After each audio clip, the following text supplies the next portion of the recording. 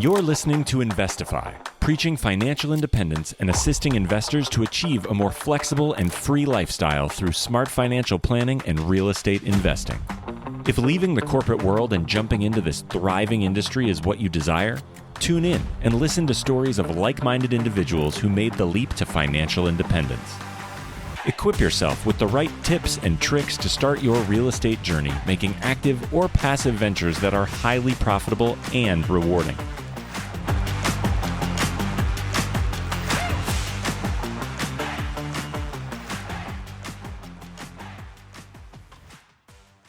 What's going on, everybody? You are listening to Investify. My name is Craig Curlop, aka the Fi Guy, and I'm here by myself today.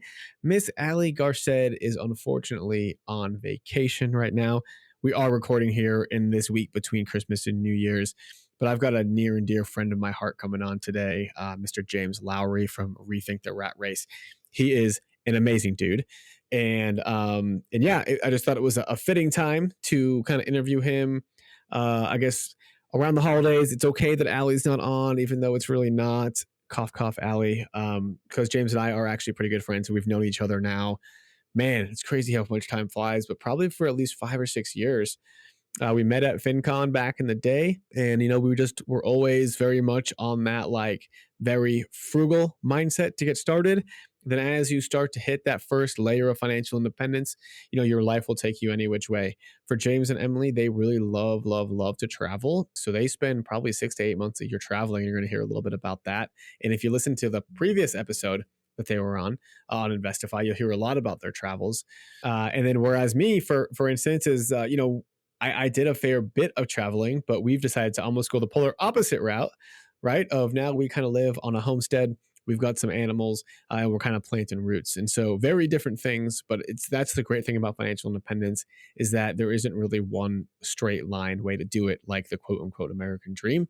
There's no reason to live like that when you can save some money, work hard, save your money, invest, and then have some passive income to do whatever the heck you want. And you can handle all the tips and turns that life throws at you. So with that being said, I am super excited to bring on my friend, James Lowery, who's going to talk to all of us about his portfolio and how he was able to make maybe $3,000 a month of cash flow and exchange that for over $10,000 a month of cash flow, all with the same number of units. So without further ado, I'm going to bring on Mr. James Lowery. Before we get to James, I want to ask you guys to please leave us a rating or review on iTunes, on Spotify, or wherever you're listening to this. It tremendously helps us out. It rises the show into the rankings and allows us to bring on more and more guests. So the more reviews we get, the better the show is going to be. So thank you guys so much for leaving a review. And with that being said, let's bring on James. What's up, everyone? I got a super excited announcement to make. The Fi team is throwing their first ever house hacking intensive.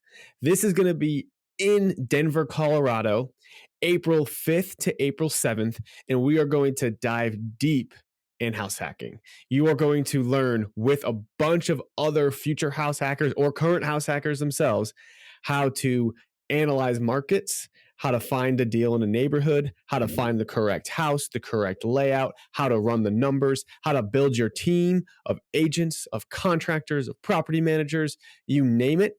And we're going to do all of this together in person in Denver. That's going to be just part of it. It's going to be even better when we actually go to houses in Denver. A couple of my personal house hacks that I've already done, some people on our team's house hacks that they've done, as well as some that are on the market right now. So you can see the before and the afters of what a house hack might look like. This is going to be the first time we throw this event. I don't know when we're going to be throwing it again. Make sure you go to theFiTeam.com/workshop to buy your tickets. Tickets are just $297, but if you use the code INVEST2FI, you'll be getting 20% off, and the whole ticket is refundable when you do a deal. So that's right. So go to theFiTeam.com/workshop, put in the coupon code INVEST2FI to get your 20% off. And then when you do a deal, when you close on your next deal or your first deal, you will be getting that back 100%. Hope to see you guys all in Denver. I can't wait to meet y'all in person, and I'm super excited for this event. We'll see y'all there. James Lowery, welcome back to the show, my friend. How you doing today, dude? I'm doing great, man. Thanks for having me. Happy to have been invited back after the showing on the first one. So that's a vote of confidence, I think, right? Yeah, man, you did a pretty good job. You're a fan favorite, and you're back. It looks like with some more tattoos. Is that right on your arm there? Yeah. I got a whole 3/4 sleeve, so that's Oh new. man, you're out of the corporate space. Now just your body is just is real estate for ink, is in all that good stuff, huh? Is that are you trying to go like how much you trying to get to? Well, I will say it is kind of the most frivolous expense ever, right? It's like this doesn't do anybody any good except for me. I enjoy looking at it, and I do think it looks cool. How much more am I planning to do? I don't know about that. This was a significant undertaking, and so it was like I had like 6 sessions, I think, for this. Wow. And it was quite a few $1,000s. I picked a guy out of state, and so I had to keep flying in to do it. And so I would just fly in for 2 or 3 days and then fly back out. And so I do want a leg sleeve, but that's a whole other thing. Okay, what's the get up about tattoos, man? Because like I personally don't have any. I don't want any. I never got the appeal. But it seems like everyone's got them these days. And so like, do you actually like look at it like in the shower or like whatever? You're just like, Yeah, I do. I like it a lot. And so I got my first one at 18, but it was one that I could cover up with a shirt. And that was kind of the whole point. All of my tattoos, I can still like, even this one, the 3/4 sleeve, like I can have a, dress shirt rolled up and I'm still okay. And so that to me is kind of a key part of it. I do think that maybe just socially they're becoming more acceptable, and so there are okay. more people that have good jobs that have tattoos. I haven't been working in like 4 years, but I don't have face tattoos or neck tattoos yet, so I'm not Post Malone or anything. Yeah. No, awesome, man. Well, I think that's kind of part of what we're going to get into today, right? Is having the freedom to kind of do whatever the heck you want, and there's not really anybody telling you what to do because of financial independence and all that. And so, for those that may not have listened to the first episode, why don't you kind of catch us up? Tell us, the Cliff Notes or the Reader's Digest version of your story from like, hey, you first heard about financial independence to then, oh, you became financially independent, and give us some like time frames and stuff and how long it took you. Yeah, absolutely. So found out about financial independence actually while I was at work, which was not conducive to a good work environment at that point, because then I was plotting my revenge of getting out of there as quickly as I could. That was in 2016. I found out about financial independence. My wife and I focused on real estate investing particularly, and we quit our jobs in 2019, living solely off of real estate. So it took us, 3 years, pretty quick path to FI. We did pretty much everything we could, live very frugally, but since then we've been really living the life of our dreams since 2019, and have been trying to prioritize that. Yeah. So it only took you 3 years to get there, and you did it based off of real estate.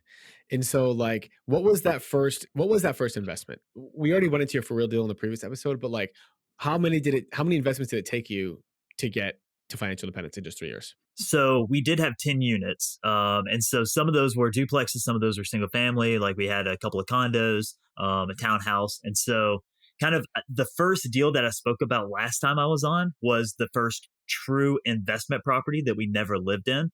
Today I'll break down the first property that we bought that became our first investment property, but we lived in it for a little while. So that way, it's something a little different than last time.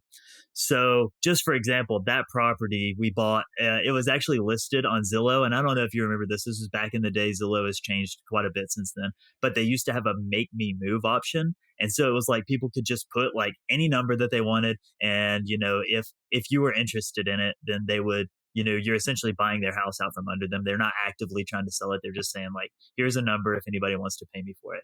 And so there was a condo for sale, for I think 50 grand, and it was listed as a make me move. And I was going back and forth with the person a little bit about it, and they had a tenant in it at the time, and this is in Alabama, and they were living in New York City.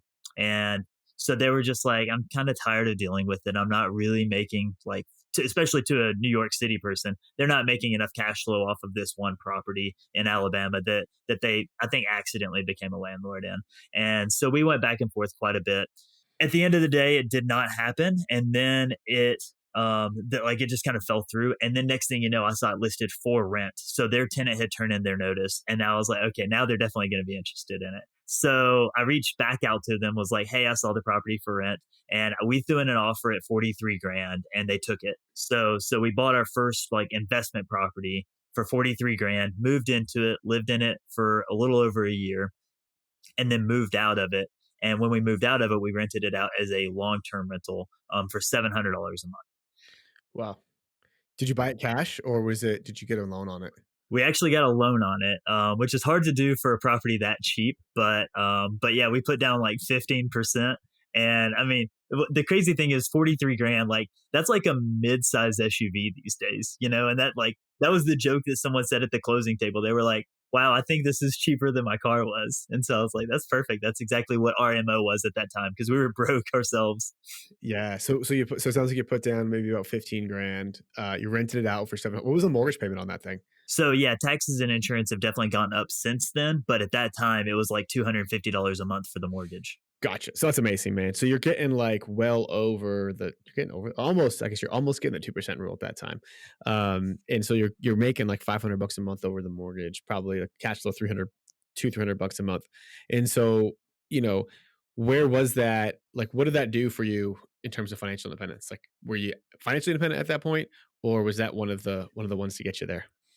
Yeah, so that was definitely one of the ones to get us there. That really just made us a little more comfortable with doing our own thing because that was actually the first property that when we started managing it, we didn't have a property manager because the first property that we bought solely to rent out, that one we had a property manager for, but the whole goal at the end of the day was for us to be the property manager. And so that made it a little easier for us to figure out how to screen tenants, how to do all these things. We get to make mistakes on a very low effort property, especially like because it's a condo, we don't really have any exterior maintenance. We don't really have any of those things. And so we have to set aside a lot less for CapEx. Now, admittedly, we are paying like an HOA fee, but it did kind of set us up for financial independence in that it was the first deal that we were like, let's buy a property, let's live in it for a year, let's move out of it. And then we just kind of kept that ball rolling too.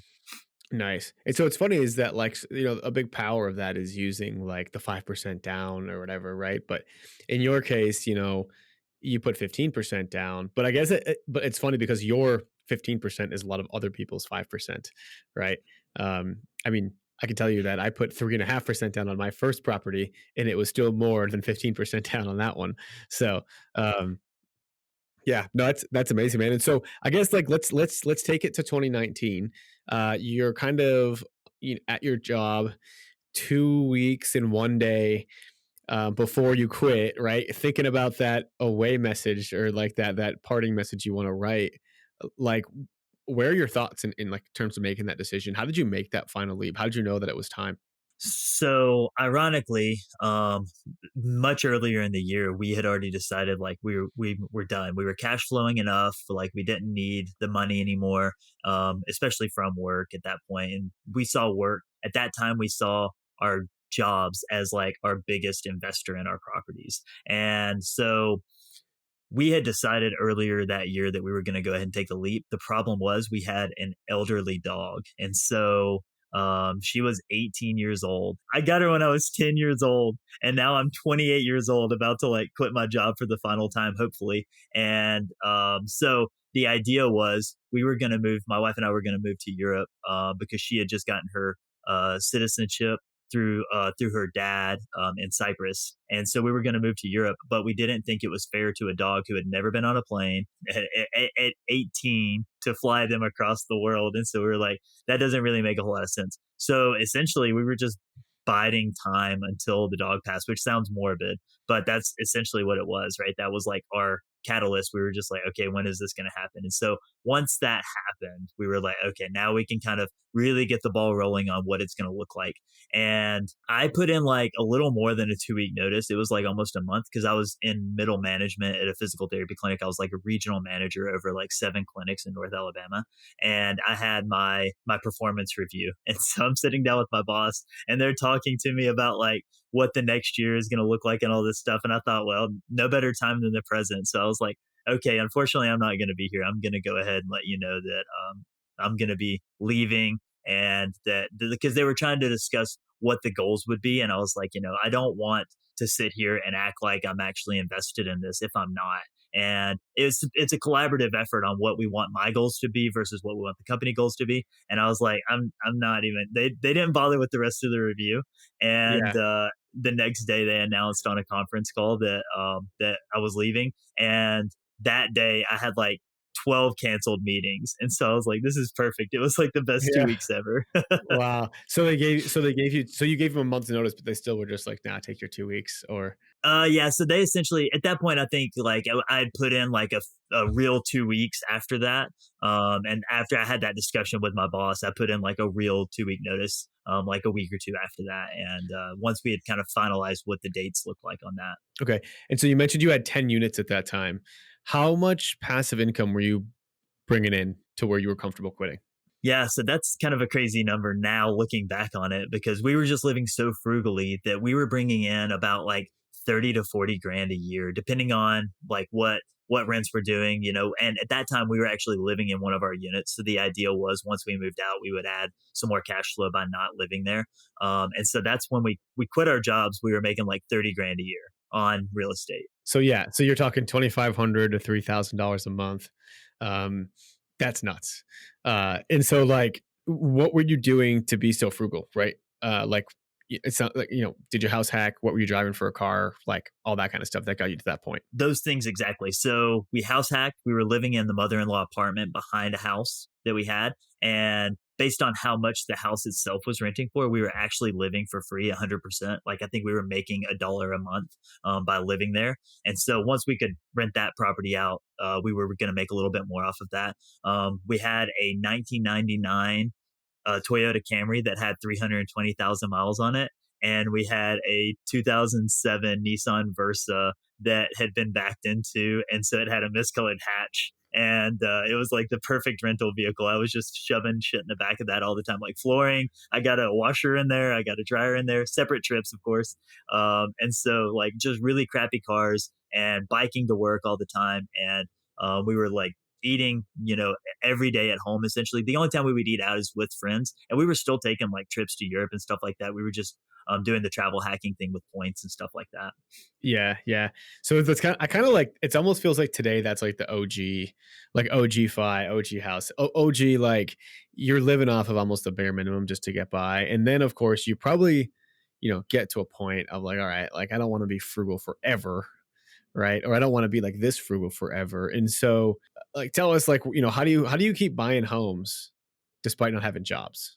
Yeah, it gets a little trickier because at that point now we're using the real estate to, essentially qualify for mortgages and stuff like that. So initially we had, and another thing that gave us the confidence to quit our jobs was we had about 2 or 3 years of cash saved up as runway. So we had like, 80 grand, 90 grand saved up in cash. And so we actually bought a property with cash using that money. And then just kind of stepped up to another property, bought it with cash. And so it got to the point where we were cash flowing enough and just saving a ridiculous amount, even once we had quit our jobs, that we were able to buy better properties, put more money into the properties. And so, and now we make significantly more than that using short-term and medium-term rentals. And so it becomes a lot easier to qualify for mortgages using those. But we have become a little more creative with, using a hard money lender and then refinancing out or trying to do BRRRRs or stuff like that. Okay. Yeah. So tell us like how you went about getting like the next property after you quit and you didn't have that W-2 and like, maybe a hard money lender didn't want to lend to you or whatever, right? Like, was that the cash one? That was the cash one. Yeah. So we bought a Okay. property straight cash, knowing that we were going to short term rent it. And so because of that, we were able to not necessarily overpay. It just changes the numbers on what makes sense and what doesn't make sense. It would have cash flowed as a long-term rental, but because we knew we were buying it to be a short-term rental, then we were able to, kind of go away with concessions. We didn't, bought it with cash, quick closing, no inspection, stuff like that. And so that gave us more cash flow to then use that to buy the next property as well. So it's just like snowballing effect into bigger properties.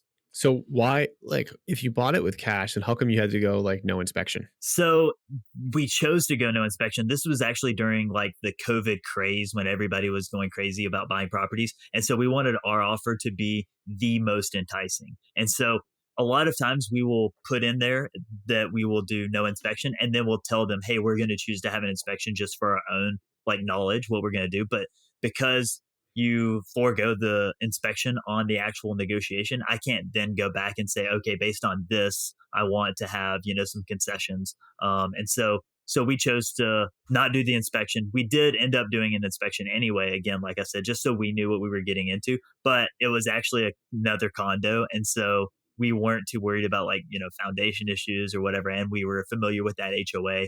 And so we weren't too concerned about, what all can go wrong with a condo. There's only so much that can be bad with it. And were there any, so, with your intent to short-term rent it, were there any rules, regulations against short-term rentals in that condo complex? There are, yeah. So that's a key part now that we look a little closer at.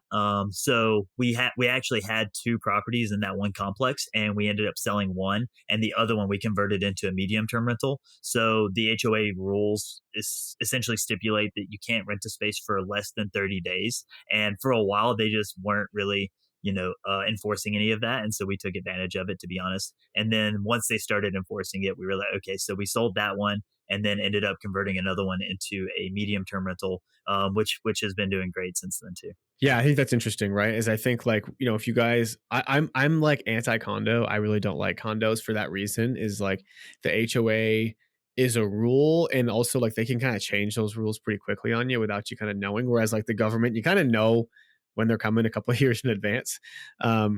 And so, if you are buying something in an HOA and your plan is to short-term rent it, then just like be very careful of it. And I've even found that some HOAs now are outlawing like even medium-term rentals, where like you need to have at least a 6-month lease or more to rent it out. And so just be careful. Make sure you dig into those HOA docs if you decide to go the condo route. And so how long did you have it as a short-term rental before you then had to switch it to medium-term? So we actually had it as a short-term rental for a little over 2 years. And so Okay. it was a pretty good amount of time, got a good amount of cash flow out of it. And honestly, I don't think that like there was not a single complaint about guests or anything like that. We're really over the top about, our screening with short-term rental guests and stuff like that. And so it wasn't that part of it. I just think that, they saw that one was listed on Airbnb, to be honest, and decided to come after it, which is okay. And so then we converted it to a medium term rental. And that it's been a medium term rental for about 2 years now as well. Okay. And so what's the difference now between what you were making as a short term, what you're making as a medium term on that? So it just so happens to also coincide with inflation and everything like that. And so we were actually making around, this is the same property that we were renting out for $700 a month as a long-term rental. We were making about $1,800 a month as a short-term rental. And now we're getting about $2,100 a month as a medium-term rental. So it's actually a little bit more as a medium-term rental, but again, inflation, all that kind of stuff. It's hard to say because it's not, $20 that we're talking about anymore. Yeah, no, totally. I mean, still though, I can't imagine it's that far off medium to short term. I always thought medium term was kind of significantly less. Do you think if you converted it back to a short term today, assuming the HOA allowed it, what do you think that you'd be able to get? I think it would probably end up being around 2,500. I think that, the idea being that you're not offering monthly discounts anymore. The other part of that being that I actually think that short-term rentals have a little less wear and tear than medium-term rentals do, and definitely less wear and tear than long-term rentals do. Mhm. And so that would be another thought, but you're going to also take a little bit more of a vacancy rate with that. So there are going to be, maybe, a few days in the middle of the week that's not booked. But as a medium-term rental, I'm almost getting like it's over 90% occupancy. It's probably closer to like 95% occupancy. Can you tell us a little bit more about what you mean by you think the wear and tear is more for it seems like for the longer they stay, it's more. Yes. Yeah. So especially if they're there for like a long time, they have pets or anything like that. Another thing is I find that like, for instance, I'm just using this as an example because this is something that I've seen in the past week.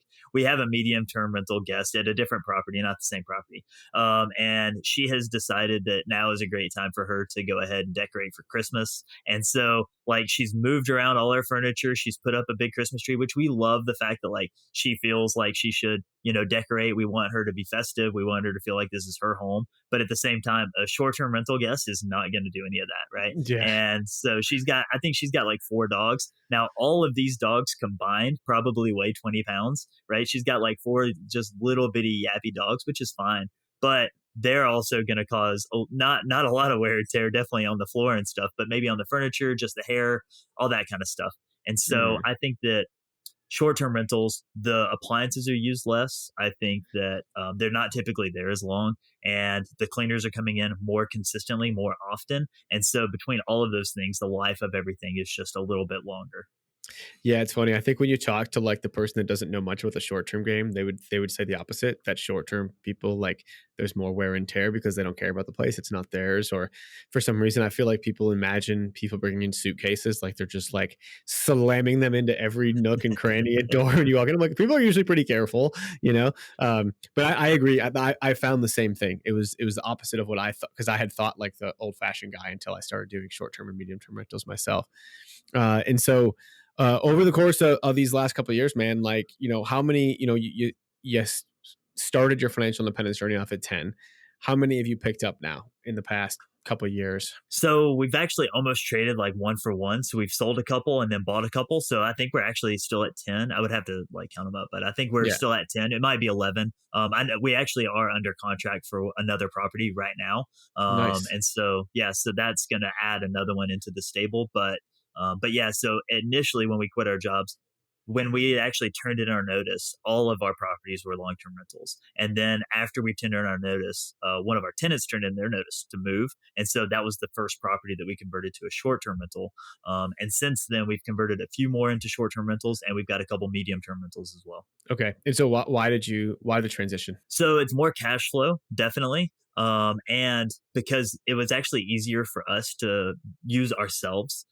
So traveling is one of the big things that we like. And that's part of the reason why we quit our jobs, so that we can travel. And then next thing you know, remote work becomes like the norm, which is okay. That's cool. Like we're happy about it.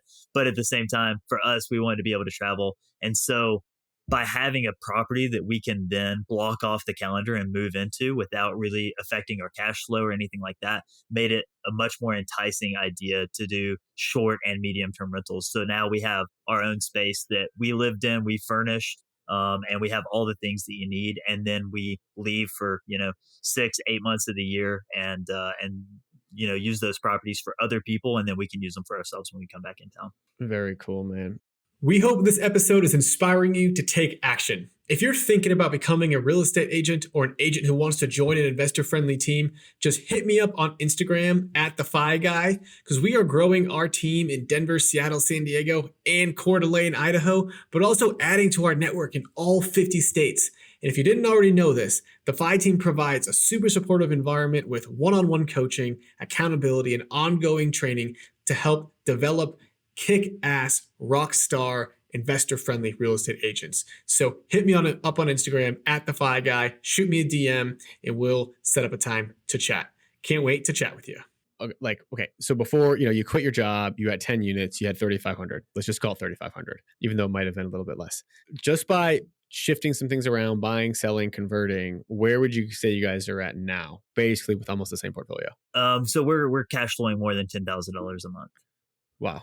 And so that's the power, right, of short-term and medium-term rentals. You're trading time for it's a little bit more time intensive, a little bit more management intensive, I have to imagine. Or is it? Tell me if it's not. So it is. I would say it's a trade-off, right? I would say it's more on not necessarily, it is a little bit more on a day-to-day basis and definitely more on a week-to-week basis. But when there is a transition between like a long-term tenant turnover, there is so much less. That takes so much more time screening the tenant, getting all the like pieces in place to renovate the property, fix it up, like replacing carpets, so having to paint the whole place, all of those things, just dealing with that takes way more time to me than the day to day of a short term rental, especially with automated messaging. We use videos, we use YouTube videos and all of our automated messaging to show people exactly where they're going to park, how to work the thermostat, how to use the dishwasher, all sorts of things. And so, like, essentially, we answer so many questions preemptively before they even have a chance to ask them that on a day to day basis, it actually doesn't take us almost any effort. I think that it takes us probably I would say it takes me less than an hour a week to manage all 5 short and medium term rentals. Okay. So yeah, that's exactly what we were looking for, right? And so you're spending a little bit more time that's like like you said, it's day to day time. And almost, and you can systematize things that happen so frequently, right? But when things just happen once a year, you're probably not going to have a whole system in place, because by the time the next year comes around, there's probably a better system out there or whatever it is, right? And so that's super interesting, man. So you basically tripled your passive income just by making these transitions over. And so, I mean, my next question is you did mention you sold and bought some. So like, which ones did you sell off? How could you figure out which ones to sell off? And then which ones did you buy? So the first true rental property that we bought was a duplex in a really like not great area. And so that was the first one when we were like, okay, like we're thinking about selling a property. That was the lowest fruit. That was the easiest one to cut because we actually had a tenant turn in their notice and we didn't want to find another tenant in that asset class. And so we were like, that's the perfect time to go ahead and get out of that deal that we didn't necessarily plan to keep long term anyway. We had owned it, I think, for about 4 years at that point. And so sold it and then used that cash flow that we had gained from that to buy another property, essentially 1-to-1 almost. And so doing that ended up increasing our cash flow pretty significantly as well. And so it was a property that, like, eventually at the end of the day, I think that you want to have nicer properties and you want to deal with the type of tenants that you want to deal with. And like, they're all different asset classes and all different investment strategies. Our idea was that we wanted to kind of get out of, this was a firmly C class property, and all of our other properties that may have been C's when we bought them have become B's, B pluses even. The areas have become nicer. This was not an area that was going to see any type of appreciation over the long term as far as the area goes. We ended up getting, a pretty good bit of profit out of the property itself, but it wasn't one that the neighborhood was ever going to be the reason why anybody bought. I see. Okay. Yeah. So, I mean, and it's funny, right? Because like different properties sometimes have different seasons. I'm usually of the mindset of like, don't sell. And the main reason for that is just because like I feel like the appreciation kind of snowballs if it's appreciating, but if it's not appreciating, or like I've sold 2 properties in my whole life, and one I sold, it was kind of like yours. It wasn't in a good area. It was a flip that I was going to do, and it was a disaster. And the other one just had so many issues with it. I had to just let it go because I like had to give it to the problem to somebody else. And they're still dealing with that problem, I'm pretty sure. Right. And so like, do you have that any sort of animosity towards selling, like now that your properties are working for you? Or I think that there's, at any price, there's going to be like, I'm going to sell a property, but right now, and this is a conversation that my wife and I have all the time, is like, if we were to sell a property, which property would it be? And at that time, that was like the easiest choice that we would have ever made. And so now it has become a harder thing to even discuss. Like, if we're going to sell a property, let's say that we wanted to 1031 exchange, or we wanted to do, something like that, which one would we try to get rid of? And that has become like, okay, well, we have to weigh it out, this one versus that one, which shows that our assets have become much more level across like our portfolio. And so we're definitely not pro selling. We think that there's the right time, there's the right place, stars align and stuff like that. And so definitely now we're kind of in it for the long haul. Let's just hold on to all these properties, especially because they would all cash flow as long-term rentals. And so they definitely cash flow as short-term rentals and medium-term rentals. I think that's great, man. And I think like when you can have a portfolio that you don't know which property you want to sell, it means like don't sell. You're gonna get the most wealth just by holding on and by doing the boring stuff, which is like just doing the same stuff over and over again. And maybe you acquire like one or two more a year. Like what's your growth plan going forward? Like, are you trying to acquire one a year, two a year, kind of slow but steady, or just like Yeah, just kind of winging it, to be honest. At this point, like we're living the way that we want to. More doesn't necessarily mean that we're going to change our lifestyle. Mhm. And so because of that, that makes it easier to not say, okay, let's grow at any cost, which was our initial goal, right? Like we were just buying any property we could, putting in, dozens of offers. And now like it's like one a year, maybe. And it's really like I had mentioned, like we're almost trading. Like we sold a duplex and then bought one property and then we bought another one. So we've essentially traded two units. Now it's become, if there's like a really fun project, like I would love to buy, like a little shitty motel and turn it into some boutique hotel, something like that, like something that would be a little more fun to add into the portfolio, just something that would, have a little more interest to it. Otherwise, and like for instance, the property that we have under contract right now, it happens to be in a very like unique zoning in our city where it can be a house, it can also be a business, it can be, anything from a doctor's office to a barber shop to a liquor store to, short-term rentals, medium-term rentals, anything. And so that is one of the reasons why we decided to get this property, because in the long term, it seems like it could be something fun that we, turn into, a commercial property instead. I see. Yeah, no, that's perfect, man. And so tell us a little bit about this one. Like, how much you buying it for and where is it at and all that good stuff. So yeah, so it's actually 100 grand. It's a 2-1. Whoa, big spender now, huh? I know. Yeah, yeah, exactly. The costs are creeping up everywhere. So what's funny about it is that we saw it and had our realtor go by and look at it while we were actually at a theme park here in Florida. And so I'm literally in line for one of the roller coasters and I'm FaceTiming the realtor and she's walking through the property, like pointing out things and stuff like that. And we put in an offer completely remotely. The goal is to do all the work completely remotely, which is a different thing for us because typically we'll go back to Alabama for, 4 to 6 months of the year and I'll work on a property because I think it's a lot of fun to do like renovations. I don't like to do like the repairs. I don't want a tenant seeing me crawling under their sink or anything. But if I'm taking down walls or if I'm like doing something with a short-term rental to kind of have a vision of what it should be and then have an avatar and all that kind of stuff. So this one we're going to try to do completely remotely and it is currently a 2-1 and I think we're going to try to turn it into a 2-2 and then maybe, 5-10 years down the road we'll see whether or not we even want to keep the building because it's not in like that great a shape. It's kind of in a situation where can we do a little bit to it to get it to the point where it can make us all our money back, and then from there we can choose to just tear it down and start with something new or turn it into like an apartment complex because it's a very small house but the lot isn't that small. And so could we do something like that? Gotcha. Awesome, man. No, I love it, man. I love how you're kind of like growing and it's at your own pace too, right? Like you're not you hit financial independence. And so you're not letting, all the other factors take away that happiness and you're not allowing yourself to like get out of financial independence because that's pretty easy to do. All right. You upgrade your house, you upgrade your car, you upgrade this and you're like, "Oh shoot. Now instead of the 10 grand, I actually need 15 or 20." Right? And so don't forget about kind of like the whole why as to why you even started doing this. So that's great, man. So what's next for you and Emily, man?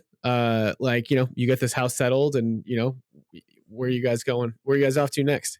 Yeah, so right now I mentioned it earlier in the call that we've been snowbirding down in Florida. So we've done that since COVID because we were in Europe and then got shut down in Europe. And that wasn't as much fun to be the nomadic lifestyle guy anymore when you're literally locked down.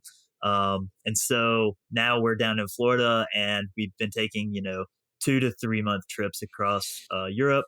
And so I think that we're going to try to continue doing that. And so that's another key part of it, keeping the portfolio small. We don't have to pay a property manager. We can do it all ourselves, but we can do it from anywhere in the world. And so who knows what is in store? We're talking about kids. We haven't decided for sure when, where.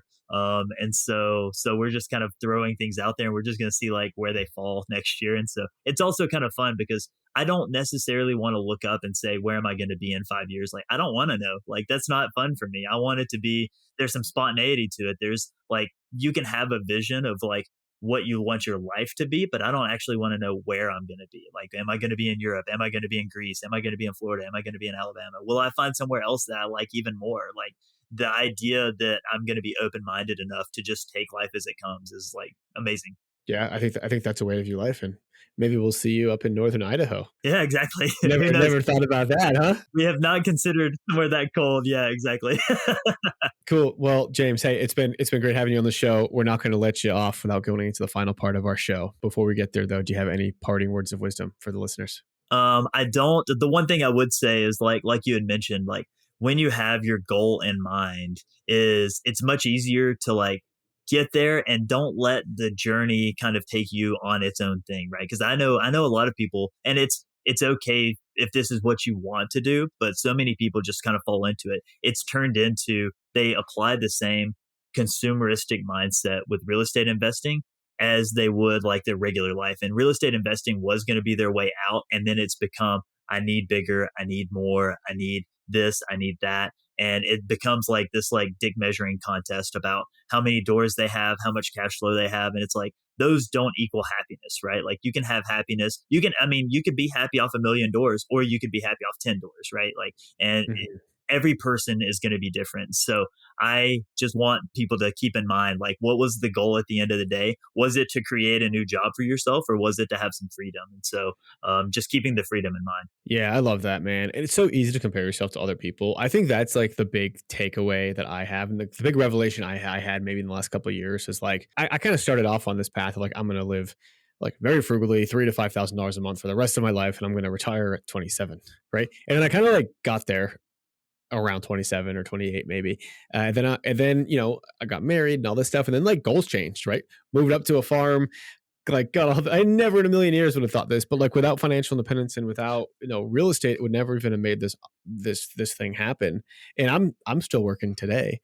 And I enjoy it.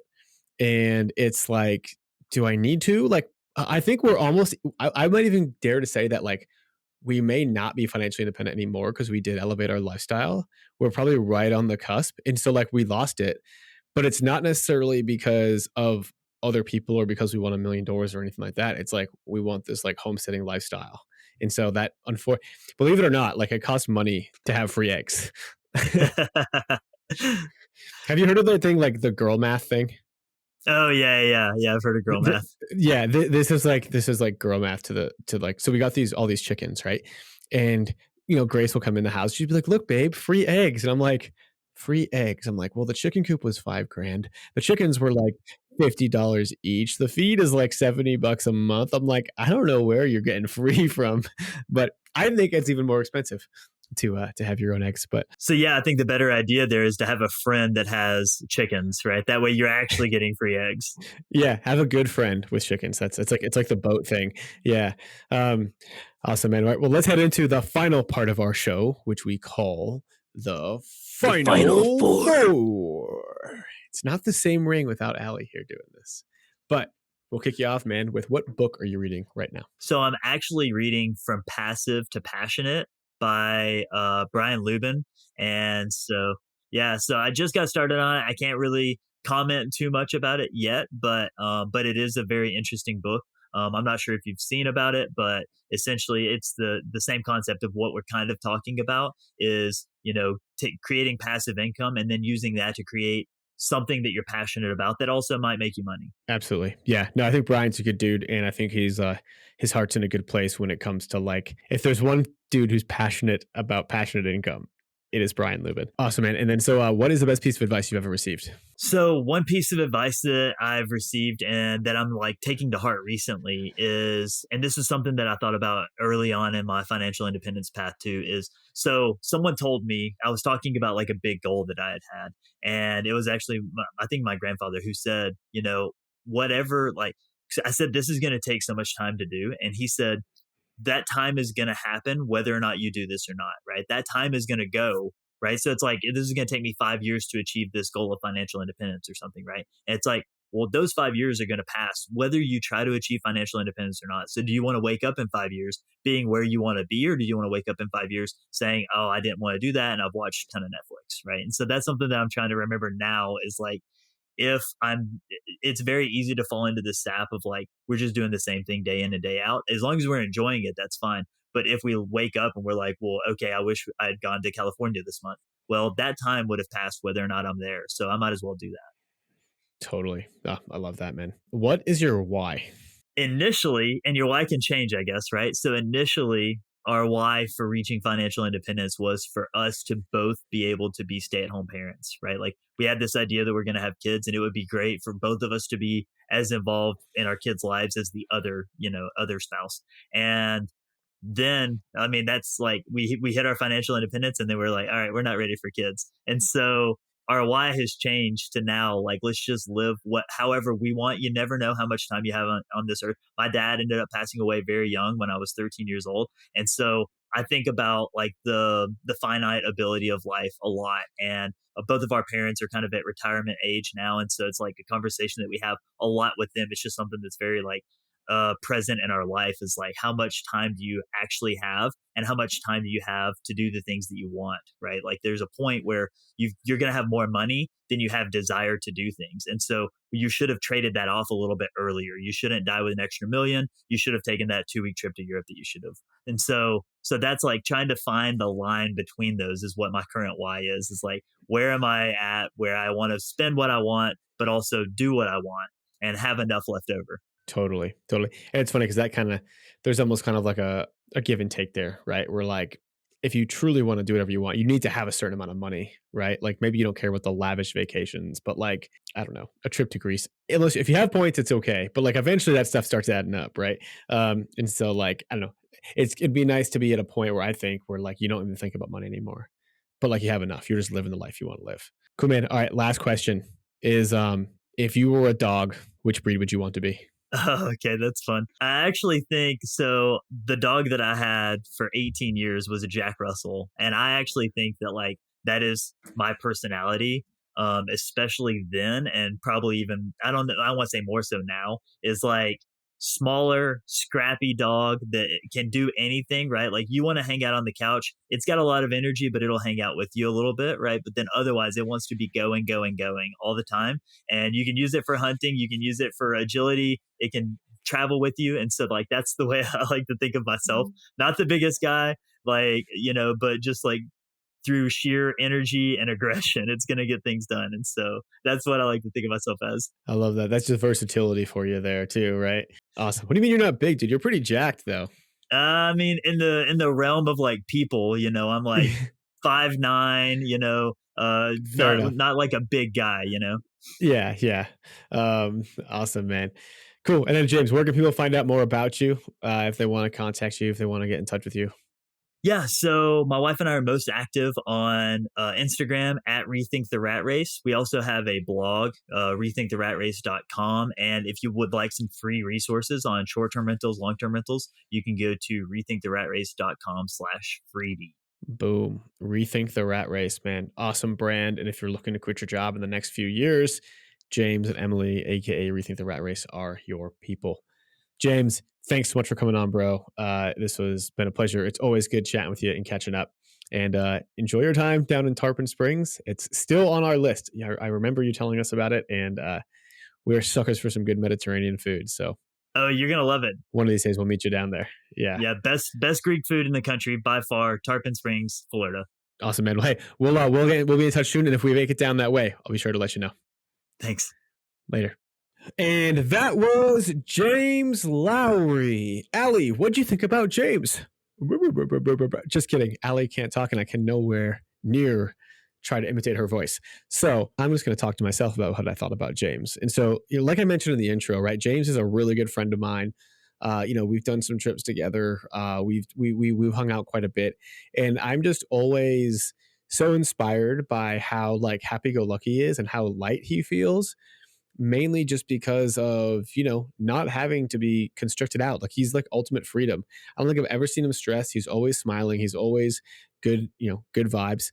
And so, I think a lot of that just comes with, hey, knowing what you want, taking systematic steps to get there. And also just to be able to live the life that you truly want to live, not worry about how many units you have, about how much cash flow you have, about your net worth, all that stuff.